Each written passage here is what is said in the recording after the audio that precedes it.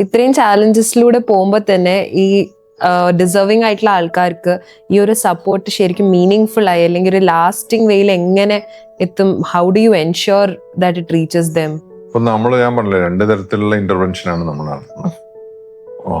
ഒന്ന് ഈ എംപവർമെന്റ് മേഖലയിലും മറ്റൊന്ന് നമ്മൾ ഈ ഹ്യൂമാനിറ്റേറിയൻ മേഖലയിലും. എംപവർമെന്റ് മേഖലയിൽ ഞാൻ പറഞ്ഞല്ലോ പരമാവധി കുട്ടികളെ സ്കൂളിലേക്ക് എത്തിക്കാം എന്നുള്ളതാണ്. അതിന് ഞങ്ങൾ ഒരുപാട് ക്യാമ്പയിൻ നടത്താറുണ്ട്. പിന്നെ നമ്മളുടെ ടീച്ചേഴ്സ് ഡോർ ടു ഡോർ പോവും.